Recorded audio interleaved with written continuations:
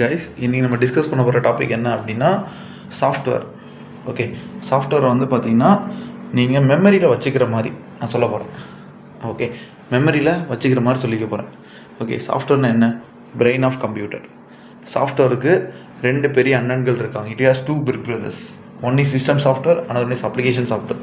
System software யார்? Body guard. Application software யார்? Worker. System software definition என்ன? Computer can run and control by itself. Okay, it helps computer can run and control by itself. Application software definition என்ன? It helps user to do work. Okay, so அதே மாதிரி system software வந்து ரெண்டு இதாக பிரியுது. ஒன்று operating system, இன்னொன்று வந்து பார்த்தீங்கன்னா யூட்டிலிட்டிஸ். ஆப்ரேட்டிங் சிஸ்டம் உங்களுக்கே தெரியும், விண்டோஸ், லினக்ஸ் இதெல்லாம். யூட்டிலிட்டிஸ்னால் யார்? Computer doctor. ஓகே, ஆன்டிவைரஸ், அதே மாதிரி பேக்கப், ஓகே, டிஸ்க் க்ளீனப், இது எல்லாமே வந்து யூட்டிலிட்டிஸ். ஓகே, அடுத்து வந்து பார்த்திங்கன்னா அப்ளிகேஷன் சாஃப்ட்வேர் ரெண்டு இதாக பிரியுது.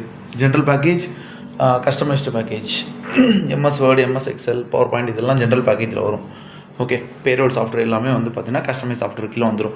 ஸோ ஞாபகம் வச்சுக்கோங்க, discuss various categories of software அப்படின்னு சொல்லிட்டு கொஷின் கேட்டிருந்தாங்கன்னா இந்த கொஷினுக்கு ஆன்சர் எழுதிக்கோங்க. மறந்துடாதீங்க, இதையும் மறந்துடாதீங்க, என்னையும் மறந்துடாதீங்க.